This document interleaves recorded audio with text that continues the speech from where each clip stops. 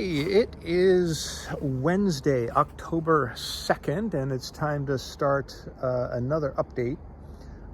So I'm over at the site of the log cabin, so let's see, what do we got?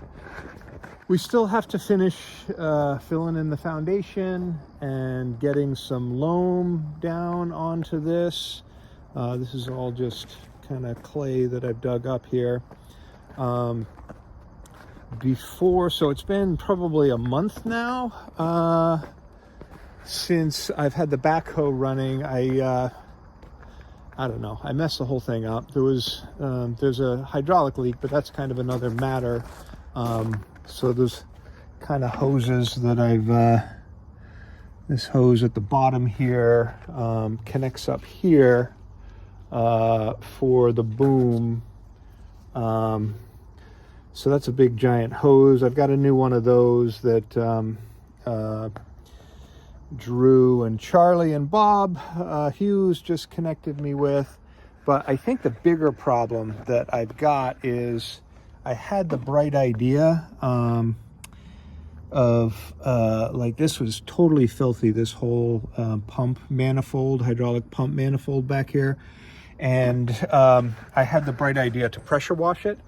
And it seems like I've gotten, as a result, water into the hydraulic fluid, and there's just a whole bunch of craziness going on. And I hope that I have not done any permanent damage, but there's all kinds of weird cavitations that are happening. That's kind of what I'm assuming is that I've inadvertently given my backhoe an enema, and so I've got to swap out all of the hydraulic fluid and put a new filter in it and hope for the best. So that, and then I've got some piles here. So this is topsoil, that's loam, this is fill, and then I'm going to have to kind of level all this stuff sort of back in. There's a little bit more of the old leach field that I can push in here and just kind of level all this out. But it would be great to have another work day here, and I think there's a bye week, not this weekend. I think the men are away in Worcester, I think, this coming weekend, and I don't know about the women's plus team, but I know that the men have a bye weekend the next weekend, so maybe we'll put together a work day. I'm going to actually be away in Yosemite, but there's a lot of guys that sort of know their way around that will be fine if we just get a bunch of people out. So we'll talk about that another time. But for right now, I want to just kind of do a little walk around the site. I've only got a little bit of time here. I'm meeting our neighbor over the back to look at some trees that we need to take down. But we need, by Maine law, they're the so-called line trees, those big trees. We need to take some of them down.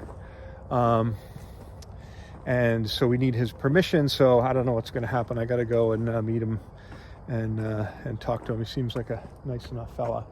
But anyway, here is where we are standing now, is on the top of the loam stockpile, right? So this is all the topsoil that we've collected from all over the site so far, and stockpiled it in the west side, I guess, of the practice pitch, and then we'll eventually end up screening this and using it kind of around the site to plant grass seed on. And again, over there is the ECM, the erosion control material, that is the chopped up stumps. So here's what's going on, is that it's kind of coming down to it, where our fundraising has not really met the needs of developing this whole site. And we need to kind of get going on something here. So Hogan, myself, and a few others have taken it. We need to do some so-called value engineering, which is like, can we do and get the same functionality out of the site as we want, but for cheaper. And so, like, one of the things, so I'm over in the northwest corner, and I'll kind of flash up some like intersplice some drone videos and hopefully some pictures of the design topo as I'm talking here. And there's a retaining wall, I believe, that like goes around the corner, I think. And our thinking is that, you know, like, it's going to be a practice field, and we don't need to have like a 6-foot high retaining wall just so that we can get, you know, an extra, I don't know, 30 square feet of practice space, so that you know, potentially we could just get rid of that retaining wall. And these retaining walls are quite expensive, right? They're like manufactured precast blocks that they have to engineer and then manufacture them and then truck them to us and then get big, you know, machinery to like install them. I've never done it, but they seem very expensive, and it seems like there's different ways that you can secure slopes. And so from what I understand, like, the retaining wall is obviously one of the methods, you know, where you just have a bunch of blocks and it's flat on top, and you know, something on the bottom, potentially just flat on the bottom, and it's just a big step down that can be any height. Then I think the next option is the so-called riprap slope, right? Which is just those kind of big rocks that they put a foot or two of those rocks down, and they are good for a 2-to-1 slope, right? So a 2-to-1 slope being 2 feet horizontal, 1 feet vertical. And then as you kind of go less steep from there, and we're walking down the path here, but as you go less steep from there, you get to a 3-to-1 slope, and we'll look at a 3-to-1 slope when we get up here. But those you can just plant grass on them, and that is considered you know, a valid and stable slope, 3-to-1. So anyway, as designed, Hogan and Evan had his GPS equipment, and we came and we walked around, and you guys can come out and check these out if you want. But I don't know, for those of you who have been following along, this is the area where the stream or the you know, there's like just some wetness that kind of comes down from the from around where the well is up by the log cabin site, and this just gets kind of wet. I think this is from the rain, so we had a ton of rain maybe like a week ago, something like that. But at any rate, here we have to do this giant culvert, this 48-inch culvert with a natural bottom to it, because it's like connects wetlands or something like that. And so, you know, the salamanders kind of coming up out of here, out of this vernal pool area back in here. Maybe they want to go and visit their newt friends up there, and so they would have like a nice flat bottom thing to be able to come under the path, right? This is going to be a paved path eventually. So there's also going to be a retaining wall here of some height, and this is the middle of it, so it'll start up here and it'll go down there, and you know, it kind of looks like, couldn't this be a 2-to-1 slope with some riprap around, you know, the mouth of the culvert, maybe? So that's the kind of thing that we're looking at here. So moving up the path, and again, I'll kind of show you on the design drawings where we are.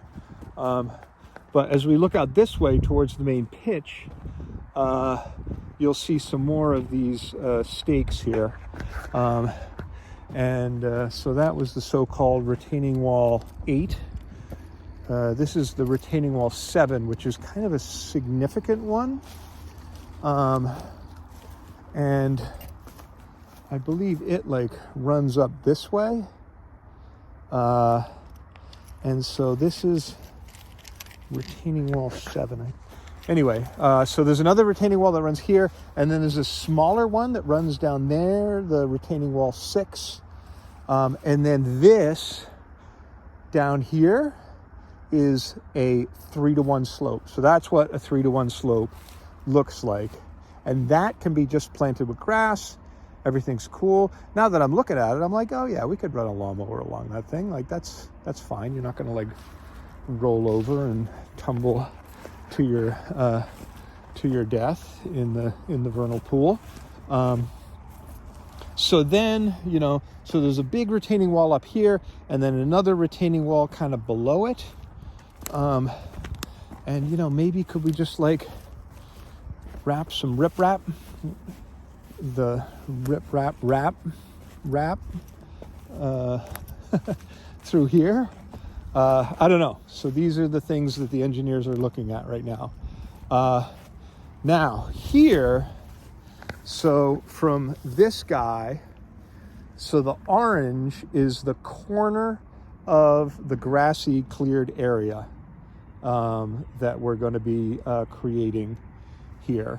And then this pink, that pink, and the next pink here is the retaining wall 5, the so-called retaining wall 5. And what we're trying to figure out is like, can we somehow recraft this? So this is the level here of what the retaining wall would look like, or the foot of the retaining wall that goes up. Yeah, so like, can we potentially configure this 3-to-1 slope to just go up to the playing surface up here? And that would be very cool, because then like you got to think like, I mean you can't see the pitch up here, but like as we go up here to the playing surface, and imagine that it's all grass, and the stands or the slope over there is full of people, and we've just scored, and we're kicking for posts, and the posts are going to be up in here, that like it's like whoop, somebody kicks it and goes down in the woods. Like if this is like a giant retaining wall you've got to jump off of, or a riprap slope, getting down into the woods is going to be a challenge. But if there's a nice grassy slope there, that could be cool. So again, the northwest corner, one thing that we're kind of putting in conduit but not immediately planning for, because the conduit, like, you need to kind of get it in place before you put all the grass down, would be to have a scoreboard up here at some point in the glorious future. Would be kind of cool, so that you're over there in the clubhouse looking over and you can kind of see the score. Yeah, so there's the corner of like the area that we're gonna clear out, and then beyond that area there's going to be a stormwater filtration system that's going to go in,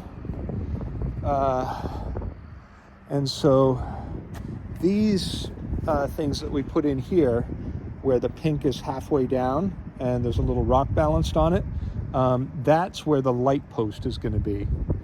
And so with these light posts, they bring in this crazy machine, because these things are going to be like 70 feet high, right? So like as high as these trees here, approximately, or almost as high.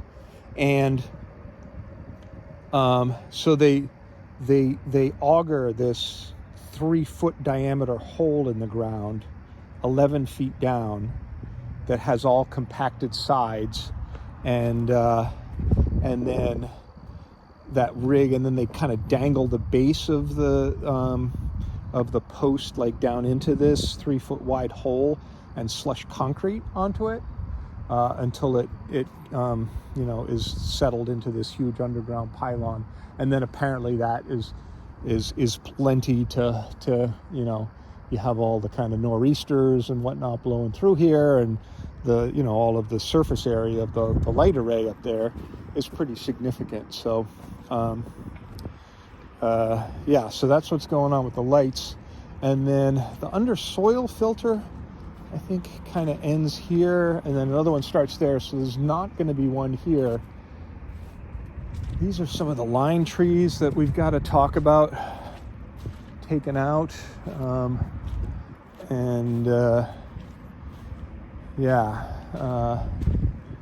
don't know. I'm going to meet with our neighbor here and see what he thinks of that all.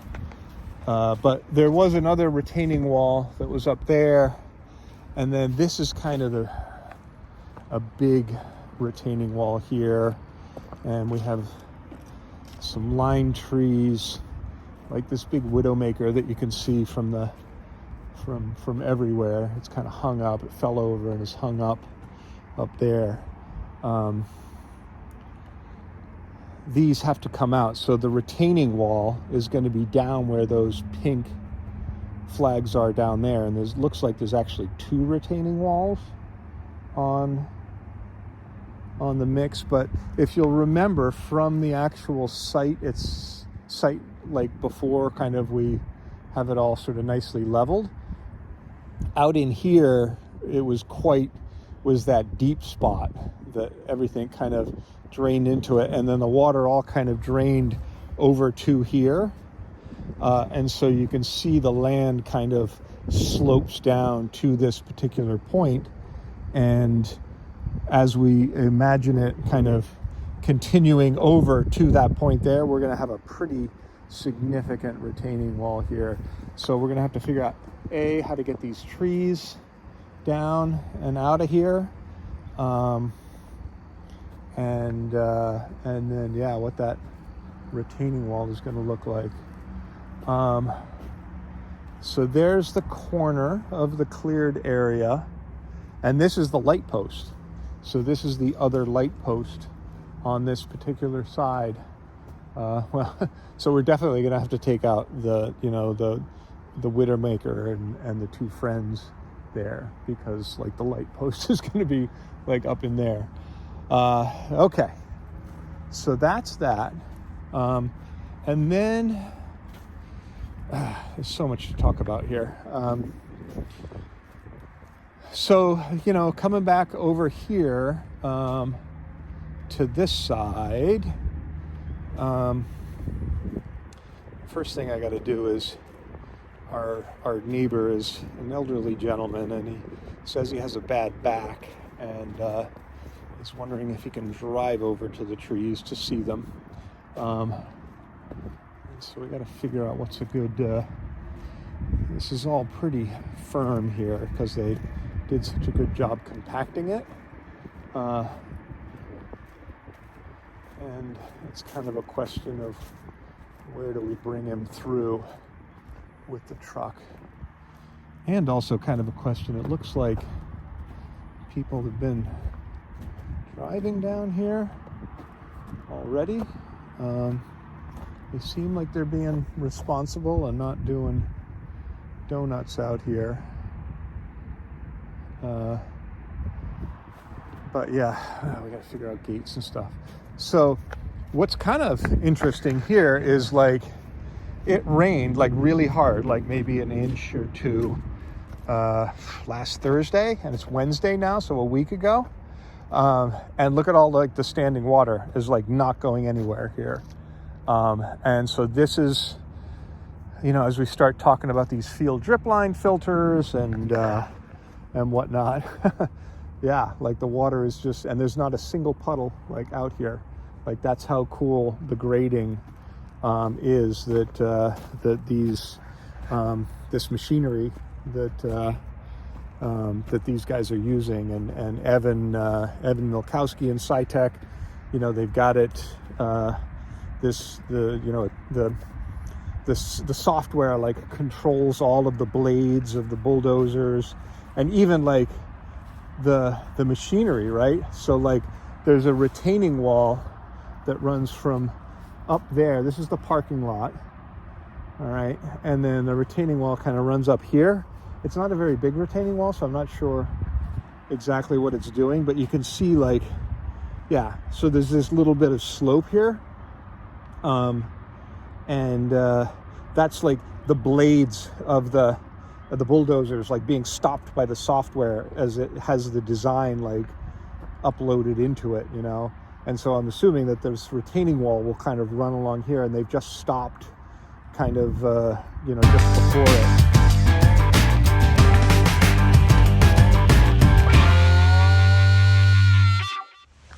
Hey, so it's Monday, October 7th, and a pretty miserable day out here. We've got the drilling crew is doing some boring, other boring exercises down over the lip there.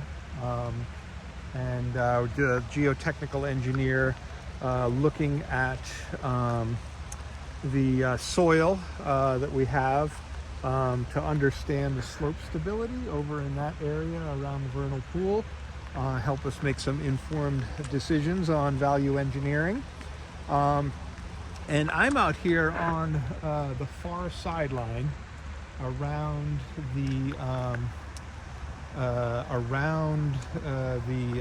so-called retaining wall 3 area. Remember, there's the light post and a couple of retaining walls down there, and you know, it's chucking it down today, and I'm really like looking at the stormwater, right? A big part of this whole operation is stormwater management, and what happens when we get a ton of rain coming down here. Are we still going to be able to play rugby, or is it going to be like Fox Street back in the day when it would rain and practice would get canceled at the last minute? So where's all the rain? Where's all the rainwater going? And you can see that it's kind of flowing down here into this drainage area that we talked about the other day. And then out on the field, you know, there's no like giant puddles anywhere, but you know, there's kind of like the water is, the grading is such that there's no actual like deep puddles, but the water is certainly like just slowly meandering its way off of the crown this way and over to that way, and then like down over here and into there. If we get up to the other side, there's quite a deep where the field drip line filter is going to be over there, and then the water is flowing down here and then into this channel over here, and you can see that it's actually flowing okay, but ultimately I think like what we're trying to decide here is, do we need to put under drains under the pitch, right, which is pipes that kind of so we would dig trenches, so you know, 6, 8, 12 inches deep trenches all along, all the way up, maybe every 15-20 feet apart, maybe in kind of a herringbone kind of a shape, and then you put perforated PVC pipe, oftentimes wrapped in like a sock, like a thing, so that the pipes don't get clogged, and then the water runs through those perforated pipes. They're only perforated in the top, runs along. There's a collection pipe that will run right along here, and then, you know, down in here it will dump it out, so that the water will soak down, hit the sod, soak down through the loam and the sand down to this level, into those pipes, and then over and out.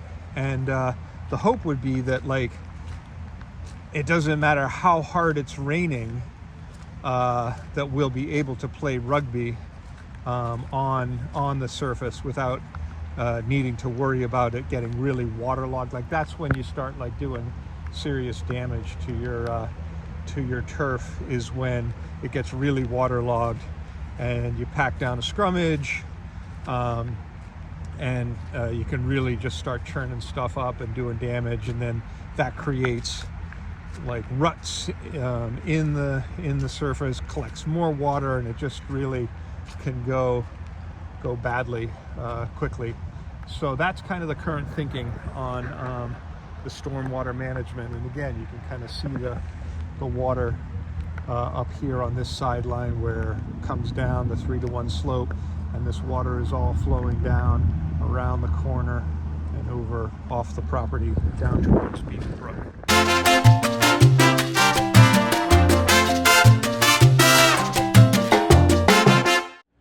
I'm here with Howie Chadbourne, current player, and he's going to be organizing the workday.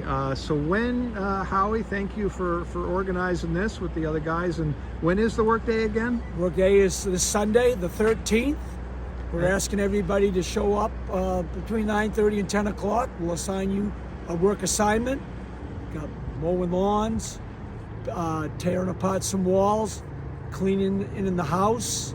So we're asking you to bring a little bit of everything. Lawnmowers, gas for the lawnmowers, brooms, rakes, shovels, chainsaws. We definitely need a couple of chainsaws there. And I think that's all we need for right now. Oh, bring plenty of tools. Yeah. Plenty of tools. If you have any skill saws, if you have a table saw, bring that also. Could use that also. Yeah. So we're hoping to see you here on Sunday, both men and women, to volunteer to help us another day forward of getting this project done. Yeah. Both teams have a bye this weekend. Hoping we can get a good turnout. And thank you, Howie, for organizing it all, and all the other guys that have been making this all happen here. So thank you.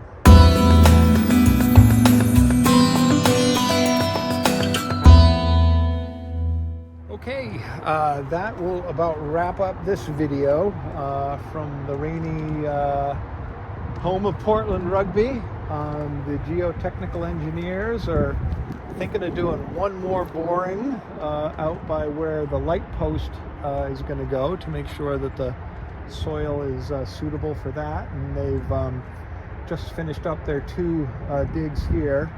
They say that we have 40 feet of pure white sand down underneath our field, so it's Scarborough for you, and that's what they were taking out of the gravel pit over there. So that is what is underneath all of this beautiful white sand.